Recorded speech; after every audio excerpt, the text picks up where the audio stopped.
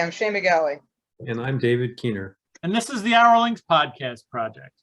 Tonight we're talking about writing roles, writing characters that are men.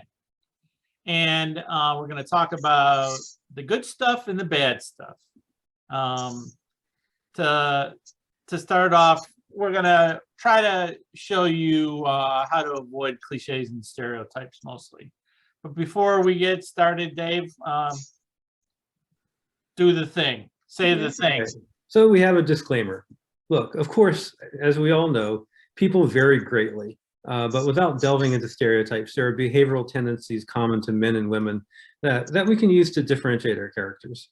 And as always, what we say is just a guide, but knowing behavioral tendencies will help you make decisions about character attributes. But again, it's all up to you.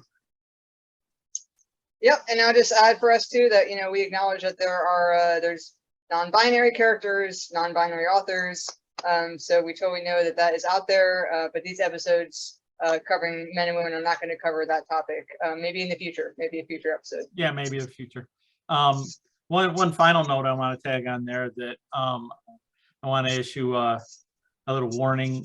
We may even talk about sexual assault. So if you're sensitive about any of those things at all, maybe this is not the episode for you. So all that being said, let's get started. So basically, I read a lot of books, and I have read really, really crappy, really, really bad characters that are men. And when they usually are bad for me, it's usually the writer being really super lazy. Creates a stereotype, uses a stereotype or cliches or other crutches, basically, that allows them to avoid actually writing a fully three-dimensional character. So that's what really bugs me. What about you guys? Have you seen examples of male roles that have been like two-dimensional or sucktacular in some other way? Oh, hell yeah. I mean, I think I agree that with your point that it's laziness. But the one that gets me is just like the very caricatured, hyper masculine, FBI agent, or some kind of like heroic American figure with like an eagle shouting in the background every time he enters a room, kind of thing. His first name and his last name is a male name, like John Robert, FBI, and totally motivated by sex, and I don't know. Those are just very cliches. Very cliche. Authors are horrible about that. Yeah. Well, yeah. I think basically our stock cardboard stereotypical characters, the male version, definitely does not. It isn't really something that I appreciate, and you get a lot of them. You get the stock male villain who wants to dominate the world for reasons unknown. You get the military guy who. Sorry, dog. You get the military guy who's gung-ho U.S. anything matters without anything for the U.S. no matter whether it's good or bad, but no moral sense or anything like that. A lot of one-note type macho characters that seem to accentuate one trait over everything else. Yeah, I think that's a really good point. There is several facets where folks do like 1 point cliches. Physical attributes. The guy's 6'5" with a six-pack, okay, or 8-pack because he's 6'5". Granted, there's people that exist like that. But if you want to write a really 3D interesting character, like the average height in the US of an adult male is like 5'9". So, try to shake that up a little. I also think that there's one note in a few other facets, like emotions for men. A lot of characters, write their male characters as emotionless. unless they have the emotion of anger. Getting pissed off and wanting revenge, that's like, I've read so many stories that have that single note as an emotion. And that's lazy. It's totally lazy, because if you actually go in the world and talk to men, you'll find that they have a wide range of emotions that can happen in them. Now, I will say, however, I think There is societal expectations. men are for trained more to not show their emotions, to perhaps not Right. cry in In public. fact, that's a really important point when it comes to world building, if you're writing science fiction or fantasy, because that's really cultural, and it is very dependent on the culture. So if you're doing world building, the way that men and women, I mean, we'll talk about that in a women's episode, express themselves could be completely different. And that could be very interesting, and as a part of your world building. So I also think that the brilliant scientist, this extremely high IQ cliche, crutch is also a thing. In addition to that, like the idiot douchebag, low IQ intellectual kind of thing is also a thing. The And man the child. other leg of that stool, I would say, is how mental are they? Now, this will probably be triggering too. Some people are just written, oh, they're just put off as crazy. This guy, he's just crazy. That's a crutch too, because finding out what has disturbed someone could be a very interesting character backstory too. Yeah, I mean, there's definitely all sorts of archetypes, right? I mean, you mentioned a couple of good ones. The douchey sidekick, the brilliant scientist, and then there's also, the classic wise old man, which is also a very two-dimensional male character. He's probably got a beard and white hair and probably very grizzled. And they could be that, too. but just don't be only that. Mm-hmm. Is the thing. So let me give you an example, maybe where you can mix things up. You got a military guy whose maxim is be kind, be polite, have a plan to kill everybody in the room. This is a person who loves his daughter, goes around with her on his shoulders all the time, takes her to the playground and stuff. Oh, and by the way, while he's totally gung-ho USA, he's very conflicted about a particular science program that the government has him running, because he thinks there's all kinds of moral ambiguities. Now that there is a conflicted character that I could follow. Yeah, it seems like you even kind if of. it's a bad guy, I could believe that guy could exist. Yeah, it seems like you kind of started with a few familiar traits, Dave. Maybe even a mold, but you adjusted and you added and you enhanced and you changed a little bit, and it's no longer an archetype. It's no longer a very Right. Well, cliches exist for a reason. right, because they're They common, became right? cliches because they're so common. Yeah. Another cliche is that men think about sex all the time. Yeah. While What? this may That's be a cliche? partially true, but you got to be careful the way you write it. Yeah. I know plenty of people that can actually make their way through the day without humping everything. Yeah, I know. I'm teasing. Yeah, I know. That makes only one of us, I guess.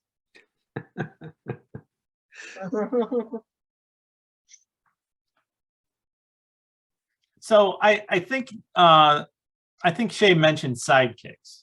Yeah. One of the cliches that really bugs me is the alpha and beta cliches. I've seen that so many times in so many books. Just don't do that anymore. Just don't. Everybody's a three-dimensional character in their own way, and you can have characters that are the hero of the story, but in the beginning you might have thought he was a sidekick because he's not big, athletic, hero type, but he pulls it out in the end. You know what I'm saying? Well, something that freed me to some extent was realizing that even your secondary characters or even your villain, they probably in their world they think they're the good guy, Yeah. right? And so, what kind of attitudes does that person have to think that they're the good guy? And boy, there's a lot of cliches associated with villains too. I mean, I hate it when I read a character where the villain is evil just for evil's sake. Just please don't do that. I also think you can play with different scales. Like men have this reputation of being, say, aggressive, but aggressive isn't just like, it's not always pegged to 10. It's a scale.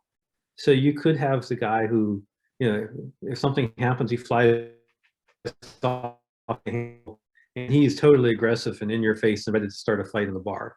And you could have the guy who's more quiet and doesn't exert himself very often, but when he says in a cool, calm, collected voice, "That's not going to happen on my watch," you better be scared because he means it and he's going to make sure that it doesn't happen on his watch, whatever bad thing was going to happen. He's quiet and dangerous. Yeah, And like and then- Jack Reacher. Right. I love those books. the total confidence that I don't have to raise my voice, the total confidence, thou shalt not pass, right? Yeah. And then there's also kind of like the manipulator, perhaps on the other end. He's unhappy with whatever the situation is, and he's going to arrange things. He's going to come at you from the side or from the back, right? All of those are interesting guy ways to accomplish things that aren't necessarily just being over the top aggressive all the time.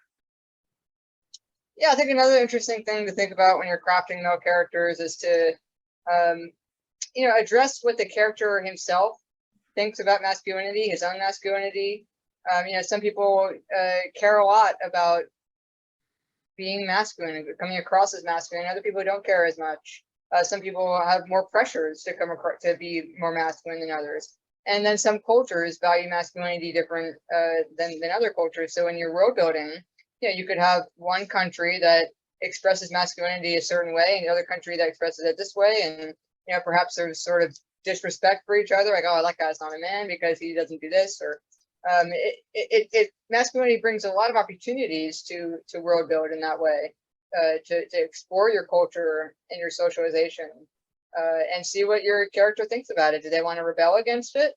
Are they into it? Are they trying to be the best? Are they saying that this is messed up? There's a lot of opportunity. Yeah, the world building associated with societal expectations of characters, both men and women, is really important. Don't forget it. And here's another thought. We have in our society, we have certain types of dress that or facial, hair or hairstyles that are masculine and feminine. What's it like in your world? Is there the equivalent of that? Maybe if you're writing fantasy, you don't have neckties, but is there the equivalent of something, formal dress, that is partial to your world? That's also interesting. And these things change over time, or Right. depending on what world you're writing in. Mhm. Remember the big long sideburns that were in style once upon a time, There you go. or that you might see on some Civil War Lamb chops. Yep. lamb chops, There you go. right? Or powdered wigs for men. Oh yeah. If you start going back in history, the differences in what was expected from society for men as opposed to women is way different than it was today. Yeah. So those things change over time, and you can play with them. But there's still a few things that are distinctly male. So for instance, in general, when I walk down the street, I'm not worried about being attacked or raped. Depends on the street. Oh, okay, depends on the But street. yeah. Yeah, definitely. But yes, definitely in general, in our culture, that is less of a concern. Male characters worry about that less. And sometimes that's a sad commentary that women do have to worry about things like that. But And especially nowadays when there's people out there, well, I don't really want to get into it, but there's people in there doing like syringes in bars and, you know, et cetera, et cetera. Yeah, the level of assholery out in the world, that's a whole different topic. That's a many episode mean, series. Yeah, yeah, that really could be. Yeah. But another thing I'd like to mention that's a cliche that always bugs me in books is the way that they depict losers. You know what I'm saying? In a lot of stories, it seems like you come along, there's always that you know, the loser guy, and he never makes it out of the gutter or whatever the story is. And I was watching another podcast that found it really important to differentiate a male loser from a male underdog. Those are completely different things. And it's that actually struck me that it was completely true. Because like an underdog could be a male character that he's not, you know, the big athletic guy, but he pulls the rabbit out of the hat in the basketball game at the end, or whatever it is. You know, underdogs are different than losers. Well, an underdog is using his skills and perhaps a certain amount of luck to overcome adversity, which could be situational, or it could be sports, or it could be adventure, or some crisis. But you know, we like underdogs. We like Rocky. We like shows like that.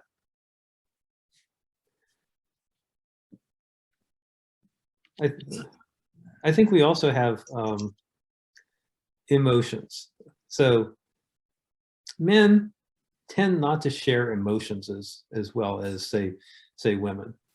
And so one of the mistakes I've seen it in soap operas, which are aimed at a more female audience.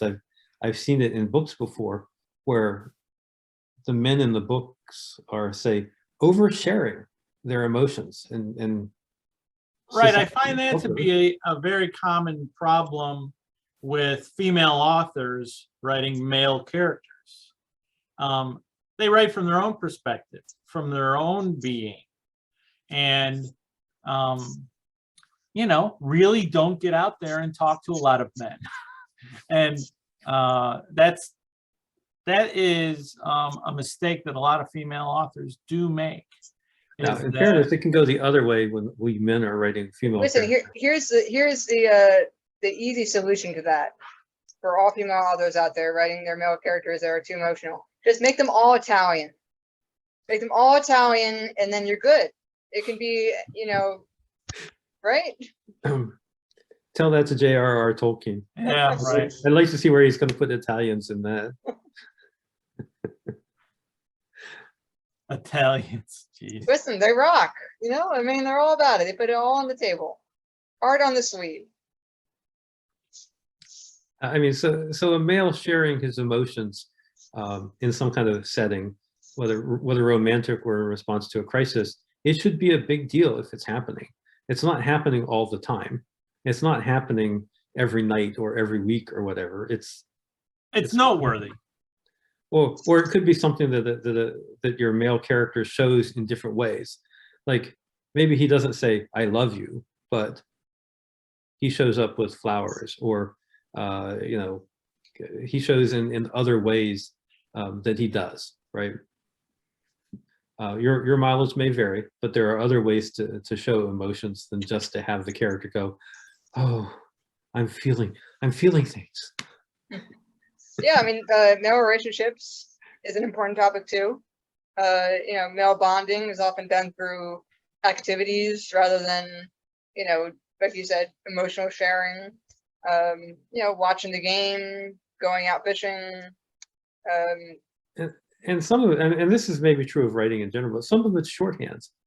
I don't know if you guys have ever seen Butch Cassidy and the Sundance Kid. They're robbers being chased by this posse, and when they finally get caught, they're about to be killed, right? And one of them looks at the other one and says, "You know, when we said we were going to go to Bolivia, we should have gone to Bolivia instead of where they went," something like that. And what it was shorthand for "I love you, man, but this is the end." Right, and that was the end of the film. See, I ruined it for everybody who hasn't seen it. But to put it in, Spoilers. you say something that means something other than what the strict definition of the words is. Well, here's my final thought is actually directed towards women authors. If you want to do a good job writing your male characters, have a bunch of male beta readers and ask that question specifically. Are my men in this story three-dimensional? Are they, fully formed and realistic? So that's what I recommend. Get beta readers. And actually, talk to men that are kind of like the characters that you're trying to write. Yeah, good point. You guys got any final thoughts? No, beta readers are always a good option. I know I've had help from my beta readers on particularly writing women and particularly writing other ethnicities. Yeah, I try to go out of my way to get a good mix of beta readers, and it is always helpful. Always. I have a lot of last thoughts. Okay, go. One is that understanding the differences between the tendencies of the genders is helpful. It's a sociological skill that applied well to your writing makes your writing better. So I think it's a worthy endeavor to study it a little bit, to really get into it. Just for example, like how women tend to be less direct with their communication. They want you to figure it out rather than, just being told, something, whereas men tend to be more direct. But as Dave was saying, there's a lot of variation with male characters, with masculinity, cultural boundaries, cultural differences. And so, be open to having that thought, with your character. How masculine is my character? How masculine does my character want to be? Don't be afraid to write. If you are a woman author, don't be afraid to write men, and vice versa. If you're a male author, don't be afraid to write women. I'm a big believer, and I know you guys are too, that good authors writing well can write people well. Doesn't matter the race, the gender, none of that. I agree. And go ahead. Did you want to add something? I have one more thought, but did you? Okay, go ahead. Okay. You have sparked me, so I have a few more thoughts to add as There well. you go. Okay. My last comment is that, just to share my personal opinion a little bit, I think that this day and age, men tend to get a hard rep. And I don't think that, when you're writing men, I think you need to be respectful of men. You need to love men. I don't like seeing man hating. I don't like using them as humor distastefully. And I don't like assuming that men are always the assaulters or always the abusers or always, I think that's irresponsible. So I'm not into that. And so I just think that good writing shouldn't be either. I think people should be very empathetic and open to all. So that's my last thought. Dave? So I've got a couple. Again, in a conflict situation, I tend to think that women are a little bit less confrontational than men. Men might actually get up in your face and get into a fight. Women are tend to be more non-confrontational about it. Maybe they'll try to talk their way out. Maybe they'll try to, do diplomacy or something like that. I think women, and I've seen this from some of my female friends who are like bartenders and stuff. You don't think so? Rudy, my dog, doesn't think so. Okay. I was making a gesture at him, not you. Oh, okay. I tend to think that women are a little bit less confrontational. Another one is, I don't know if you guys have heard of the heroine's journey as opposed to the hero's journey. The hero's journey is kind of about the hero overcoming lots of obstacles and then defeating the bad threat or whatever at the end. The heroine's journey is more about the heroine having adventures, enlisting the help of friends along the way, and then defeating the big bad with the help of a bunch of friends. The Queen's Gambit on Netflix was a very good example of, I think, the heroine's arc. All the better because they sort of snuck it in on us. So I think that's something exciting that you can do. You know, differentiate men from female characters. That's it. I haven't got anything else. Okay. Well, that's it for today. Keep your eye out for our next episode, which is going to be the same exact topic, but about writing women. So we'll see you then. Take care.